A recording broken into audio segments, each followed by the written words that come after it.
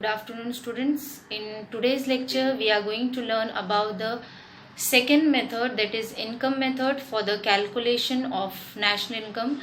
In the last lecture, we have learned about the first method, that is output method, which has two approaches, that is value added approach and final goods approach. Okay, in today's lecture, we will be learning about the income method. So let us start with the income method for the calculation of national income. So let us start with the methods for calculation of national income. In the last lecture, I have told you all that there are three methods for the calculation of national income. Okay, the first method is output method.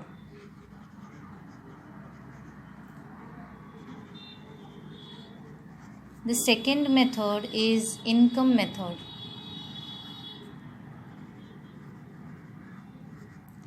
And the third method is expenditure method.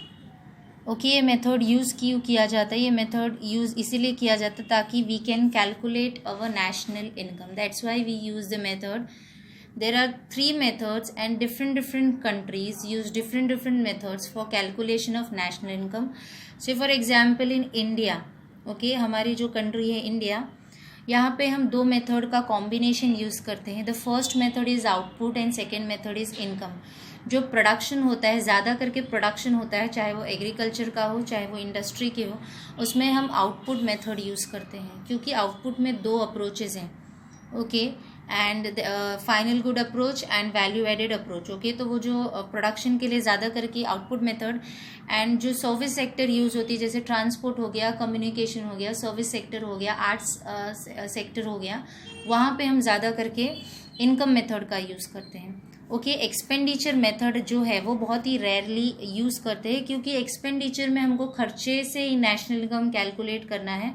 Okay, जो इतना reliable नहीं होता है. यहाँ पे हम income ले रहे हैं, यहाँ पे हम आउटपुट मतलब गुड्स ले रहे हैं क्योंकि गुड्स भी इनकम जनरेट करते हैं, इनकम से तो इनकम जनरेट होता ही है. Okay, in output we have learned about the two approaches. Okay, कौन से थे? एक तो final goods approach, okay, and दूसरा था value added approach.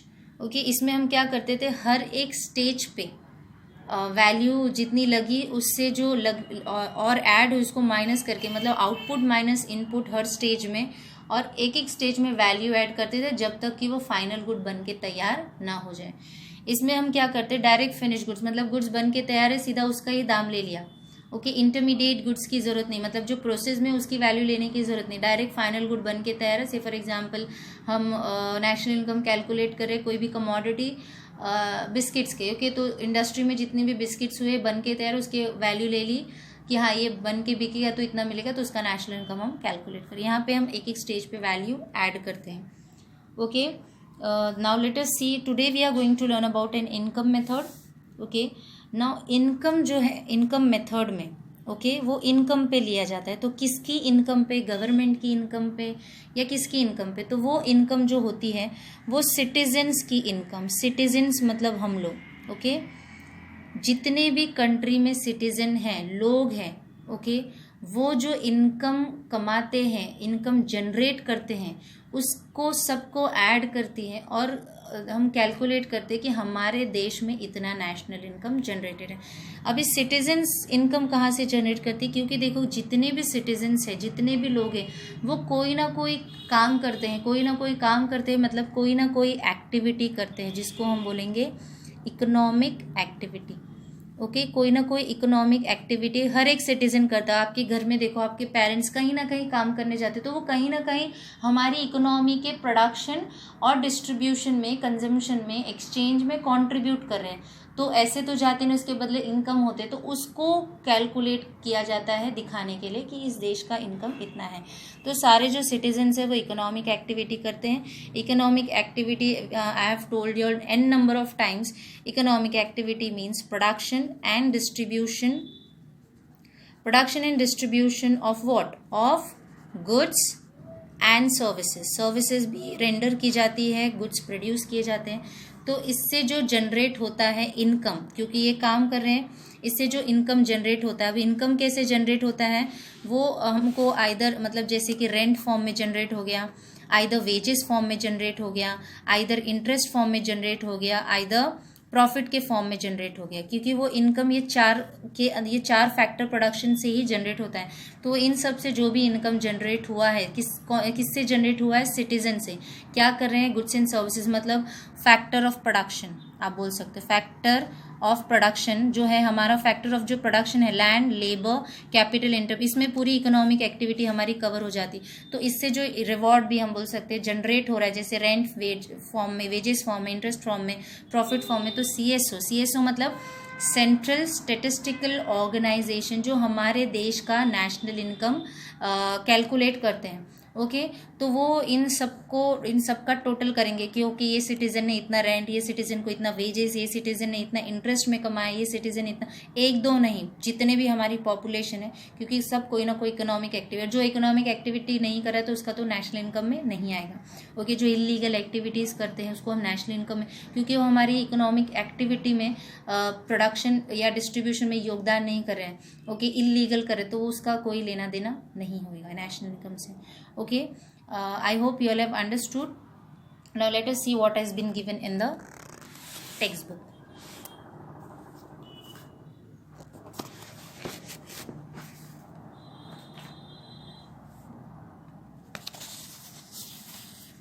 Income method. Okay. One more thing. This method we are taking from a distribution side.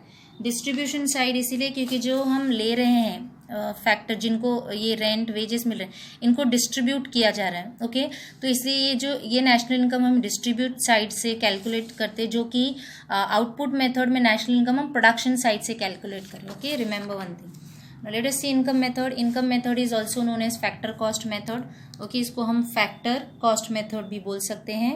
According to this method, इस method के हिसाब से द इनकम पेमेंट्स, मतलब जो income है, okay, income payments होते हैं रिसीव बाय ऑल सिटीजन, जितने भी सिटीजन हैं हमारे कंट्री में, okay, receive by all citizens of in a country, मतलब कंट्री के अंदर जो भी इनकम या पेमेंट जो मतलब रिसीव कर रहे हैं in a particular year are added together, उसको हम एक साथ जोड़ते हैं और उसको हम दिखाते हैं as a national income.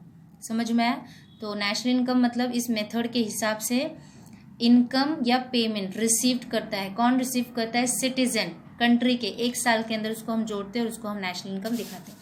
The income which citizen receives in the form of, अब वो इनकम कौन से उसमें रिसीव करते हैं, कौन से फॉर्म में, either rent, wages, profit, interest. Okay, वो कहाँ से उत्पन्न होता है, कहाँ से डेवलप होता है, कहाँ से अक्रू होता है, विच इज अक्रूड और generated from all factors of production. जो फैक्टर्स ऑफ प्रोडक्शन करते हैं, जो हमारे सिटीजन है, वो इकोनॉमिक एक्टिविटी करते हैं, वो फैक्टर्स ऑफ प्रोडक्शन करते हैं, उससे जो इनकम जनरेट होता है वो कौन से फॉर्म में हो सकता है, रेंट फॉर्म में, वेजेस फॉर्म में, इंटरेस्ट फॉर्म में, प्रॉफिट फॉर्म में। From all factors of production are added together, उसको हम जोड़ते हैं, एक साथ ऐड करते हैं और उसको हम दिखाते हैं कि ये हमारे देश का नेशनल इनकम है। ओके, टेक्स्ट बुक में this sentence have been given in a different manner. I have written in this form. If you all understand this form better, you all can write it. Okay.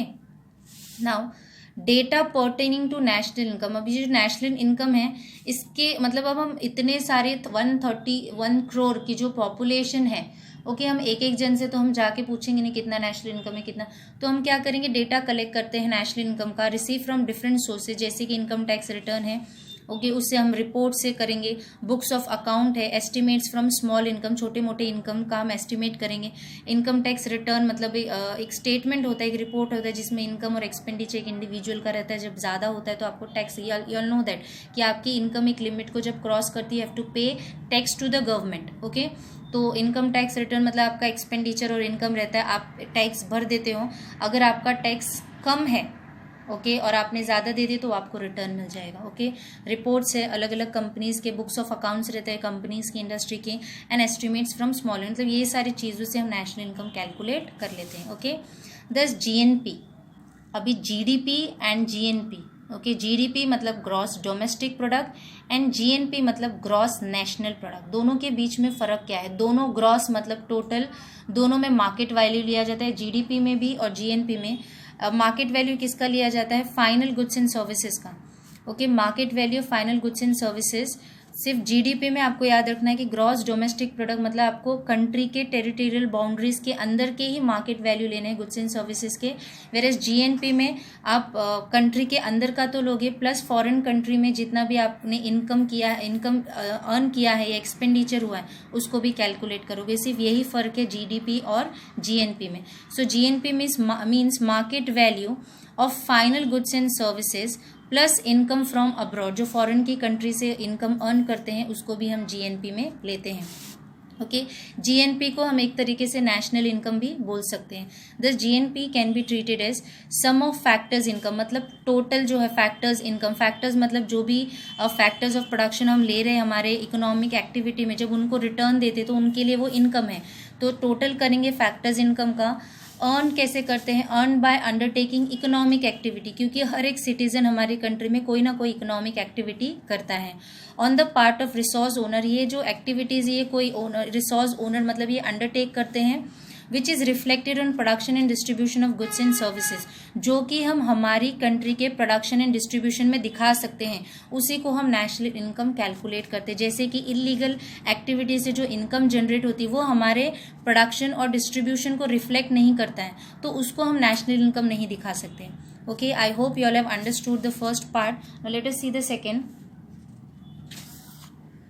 Thus, national income is equal to rent plus wages plus interest plus profit plus mixed income। Mixed income मतलब कोई भी citizen जो self employed होते हैं, खुद काम करते हैं, उससे जो इनकम जनरेट करता है, ओके, उसको बोलते हैं mixed income, plus income from abroad. Okay, so national income is equal to rent plus wages plus interest plus profit plus mixed income plus X minus M. Okay, income receive from transfer payments are ignore, मतलब transfer payment क्योंकि वो एक को मिल रहा है, दूसरा दे रहा है दूसरे को, ऐसे इस तरीके से जो इनकम होती है उसको हम इग्नोर करेंगे। जैसे कि गवर्नमेंट जो होती है, इनकम, ट्रांसफर इनकम और ट्रांसफर पेमेंट, चाहे वो पे कर रही हो या चाहे इनकम मिल रहा है। जैसे कि देखो गवर्नमेंट को टैक्स मिलता है लेकिन एक का खर्चा है दूसरे के लिए इनकम है, वो ट्रांसफर हो रहा है। ओके, जैसे गवर्नमेंट अपने एम्प्लॉयज़ को देती है, गवर्नमेंट एम्प्लॉयज़ को देती है, गवर्नमेंट बहुत कुछ सोशल वेलफेयर करती है। ओके, तो वो गवर्नमेंट का एक्सपेंडिचर उसके लिए, तो एक बार अगर आपने दिखा दिया तो वापस दिखा रहे तो वो ट्रांसफर इनकम या ट्रांसफर पेमेंट हो गया। ओके, तो वो हमको इग्नोर करना है। ट्रांसफर इनकम और ट्रांसफर पेमेंट लाइक स्कॉलरशिप, ये गवर्नमेंट देती है, जो पढ़ने में बच्चा अच्छा रहता है और जिसकी फाइनेंशियल पोजीशन अच्छी नहीं तो इसको स्कॉलरशिप। गिफ्ट्स हो गए, डोनेशंस हो गए, ओके, चैरिटी हो गया, ओल्ड एज पेंशन हो गया, unemployment allowance should be ignored, क्योंकि ये ट्रांसफर हो रहा है इनकम का एक से दूसरे जगह पे, तो इसीलिए इसको हमको क्या करना है? इग्नोर करना है। All unpaid services like services of a housewife, teacher teaching his own child, इसको भी हमको क्या करना है? इग्नोर करना है, क्योंकि इससे कोई इनकम जनरेट नहीं हो रहा है। वो अपने खुशी से अगर एक हाउसवाइफ अपने घर में कोई खाना बना रही है, कोई एक्टिविटी कर रही है, लेकिन वो अपनी खुशी से कर रही है, ओके, इसलिए उसको कोई इनकम नहीं मिलती, तो उसको हम नेशनल इनकम में नहीं दिखा सकते। एक टीचर अपने बच्चों को अगर पढ़ा रही है तो वो अपनी खुशी से पढ़ा रही है, उसके बदले कोई इनकम नहीं ले रही है, तो वो क्या हो जाएगा? इग्नोर करेंगे। Okay, any income from sale of second hand goods like car, house etcetera should be ignore, क्योंकि देखो जब फर्स्ट टाइम वो परचेस करता है, ओके, वो उसने दिया लेकिन वो किसी के लिए इनकम है, मतलब उसने एक बार दिखा दिया है कि ये नेशनल इनकम है, ओके, कार। अब जब दूसरी बार वो बेच रहा है उसको इनकम जो मतलब 2 बार हो गया, तो ऐसा नहीं है। फर्स्ट टाइम जब वो कार बिकी जिसके लिए इनकम है उसने नेशनल इनकम में दिखा दिया, हो गया। सेकेंड टाइम वो कार या घर बिकती है तो उसको हमको नेशनल इनकम में नहीं दिखाना। Any income from sale of second hand goods like car, house etcetera should be ignored. Okay, income from sale of shares and bonds should be ignored as they do not add anything to the real national income। Income जो है sales, bonds हो गए, shares हो गए, companies जो होती है उनमें शेयर्स होते हैं, हर किसी की हिस्सेदारी होती है, ओके, तो वो अपना अगर शेयर्स या स्टॉक मार्केट में you can take in best example, तो जो अपने शेयर्स बेचते हैं, ओके, उसका नेशनल इनकम में हमको नहीं दिखाना है, क्योंकि वो हमारी इकोनॉमिक एक्टिविटी जो प्रोडक्शन एंड डिस्ट्रीब्यूशन में उसमें कुछ कंट्रीब्यूट नहीं करे। हमको वही चीज़ लेनी है इनकम मेथड में जो प्रोडक्शन एंड डिस्ट्रीब्यूशन में कंट्रीब्यूशन दे रहा है। तो शेयर्स वगैरह it's not contributing anything to a national income, show will not show in production. Sorry, revenue receive by government, अभी ये देखो रेवेन्यू रिसीव करिए गवर्नमेंट किसके फॉर्म में? डायरेक्ट टैक्सेस जो हमसे लेती है, okay, should be ignored at is only a transfer income, एक से दूसरे के हाथ में आ रहा है तो इसलिए उसको भी दिखाने की ज़रूरत नहीं है, क्योंकि वो ऑलरेडी हम दिखा चुके हैं इनकम और उस पर टैक्स लग चुका है, तो वापस दिखाने की ज़रूरत नहीं है। अनडिस्ट्रीब्यूटेड प्रॉफिट ऑफ कंपनीज, देखो जब भी कोई कंपनी प्रॉफिट करती है तो उसमें बहुत सारे शेयर्स होते हैं, शेयर होल्डर्स होते हैं, तो उनको क्या डिविडेंड मिलता है। ओके, तो वो डिविडेंड दिए बिना ही जो प्रॉफिट है वो हमको दिखाना है नेशनल इनकम में। इनकम फ्रॉम गवर्नमेंट प्रॉपर्टी के जो है जैसे कि रोड, रेलवे, सब जहाँ से इनकम जनरेट हो रहा है उसको हमको दिखाना है। प्रॉफिट फ्रॉम पब्लिक एंटरप्राइजेज और ये प्राइवेट तो है ही।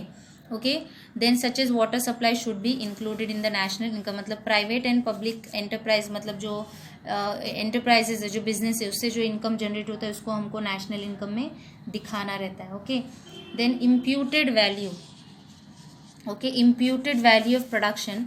इम्प्यूटेड वैल्यू मतलब जिसका हमको एग्जैक्ट डेटा नहीं पता, ओके, बट हम उसको एस्टिमेट करके लेंगे तो उसको बोलते हैं imputed value.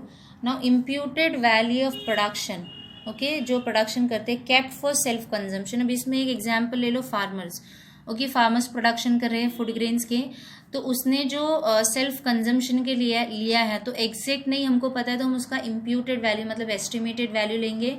And imputed rent, जिसका एक से ज़्यादा घर है, 2 से 3, अभी उसने एक लिया है, दूसरा 2-3 घर रेंट पे दिया है, तो उसका भी हम इम्प्यूटेड वैल्यू लेंगे, जिसको हमको नेशनल इनकम में क्या करना है, कैलकुलेट करना है। So imputed value of production kept for self consumption and imputed rent of owner occupied houses should be included in the national income, उसको हमको क्या करना है, नेशनल इनकम में दिखाना है। Okay, now in India CSO मतलब सेंट्रल स्टैटिस्टिकल ऑर्गेनाइजेशन जो है यूजेज इनकम मेथड यूज करती है अराइजिंग फ्रॉम, कहाँ से इनकम, जहाँ से ट्रेड से मिल रही है, जो इनकम हमको ट्रांसपोर्ट से मिल रही है, जो इनकम हमको प्रोफेशनल मिल रही है, जो इनकम हमको लिबरल आर्ट्स से मिल रही है, जो इनकम हमको पब्लिक एडमिनिस्ट्रेशन से मिल रही है, या डोमेस्टिक सर्विसेज से, जो भी डोमेस्टिक मतलब हमारे कंट्री के अंदर जो भी ये सब चीज़ों से जहाँ से भी हमको इनकम जनरेट हो रहा है उसको इस सेक्टर से, तो उसको हम नेशनल इनकम में फ्रॉम इनकम मेथड कैलकुलेट करते हैं। ओके, वेरएज आप देखो कि फैक्ट्री एंड इंडस्ट्री में हम कौन सा मेथड लेते हैं, आउटपुट, मतलब हमारी इंडिया जो है वो कॉम्बिनेशन मेथड यूज करती है, आउटपुट मेथड का भी और इनकम मेथड का भी। एक्सपेंडिचर मेथड अवॉइड किया जाता है, ज़्यादा करके यूज़ नहीं किया जाता है, it's been rarely use by any countries, but in India only income and output method has been used. If you all have any doubt you all can ask me. Okay, there was a message by one student that he didn't able to understand what is GDP. Okay, उनको समझ में नहीं आया। सी students, जो college के बच्चे हैं, if you all have any doubt you all can message me, because you all have the contact numbers, you all message me in the group. Okay, whatever doubt you all have. So GDP means gross. Okay, gross मतलब जिसको बोलते हैं total बोलो, आप सम बोलो। Okay, domestic मतलब जो country के अंदर है, with in the country. Product मतलब जो गुड्स तैयार हैं। ओके, सो प्रोडक्ट मतलब जो गुड्स बन के तैयार है, तो ग्रॉस डोमेस्टिक प्रोडक्ट मतलब टोटल मार्केट वैल्यू लेते हैं। ओके, क्योंकि वो बन के तैयार है, मार्केट में बिका नहीं है, इसीलिए टोटल मार्केट वैल्यू किसका, ऑल गुड्स एंड सर्विसेज का, जितने भी गुड्स एंड सर्विसेज हैं, all goods and services produce in a country, produce हुआ है कंट्री में, सर्विसेज भी या गुड्स भी जो प्रोड्यूस हुआ है कंट्री में एक साल के अंदर, उसको बोलते हैं जीडीपी। जीडीपी में हम एक्सपोर्ट माइनस इंपोर्ट भी लेंगे। अब जीएनपी मतलब सेम है, all market value of all final goods and services produce in a country plus income from abroad. Okay, जो फॉरेन कंट्री का इनकम होता है, जैसे कि फॉरेन कंट्री में हमारी कंट्री के लोग या हमारी कंट्री फॉरेन कंट्री में कुछ बिजनेस कर रही है, ओके, उससे जो इनकम आया तो वो किस में आएगा, ग्रॉस नेशनल प्रोडक्ट में आएगा, जीडीपी में नहीं आएगा। जीडीपी मतलब कंट्री के अंदर ही गुड्स बना है और बिक रहा है, लेकिन जीएनपी मतलब कंट्री के अंदर का तो लेना ही है, प्लस हमको बाहर की कंट्री में हमने कुछ गुड्स बिजनेस कर रहे हैं, वहीं पे प्रोडक्शन किया, लेकिन इनकम हमारी कंट्री में जनरेट। एक्सपोर्ट इम्पोर्ट में क्या होता है, प्रोडक्शन यहीं पे है लेकिन हम सिर्फ बेच रहे और खरीद रहे हैं। लेकिन जीएनपी में मतलब जैसे कि देखो हमारी जो बड़ी बड़ी फॉर्म्स है, इंडस्ट्री है, जैसे कि टाटा हो गया, रिलायंस हो गए, वो फॉरेन की कंट्री में भी बिजनेस करते हैं, राइट। तो फॉरेन की कंट्री में बिजनेस करते तो पैसा जो जनरेट होता है, say for example Maruti Suzuki, okay. अभी Maruti is an Indian company, Suzuki is an foreign country, okay, company, sorry. अब दोनों ने साथ में मिलकर बिजनेस किया है, तो उससे जो इनकम जनरेट हुआ वो जीडीपी में नहीं आएगा, वो किस में आएगा, जीएनपी में आएगा। I hope now you all have understood. If you all have any doubt, you all can ask me. Many students are having many doubt. I'll be clearing one day and notes एक और lecture लगेगा and we'll be completing our 7th chapter also. तो उसके बाद I think so 5th का 6th का and 7th का एक साथ में दे दूंगी. Distinguish between है that I'll be giving. Okay, don't worry, everything I'll be giving. Don't hesitate. Don't feel like no, when we'll get everything. Okay, don't worry for any notes, any doubt. You all can ask me without any hesitation. Thank you for today's lecture.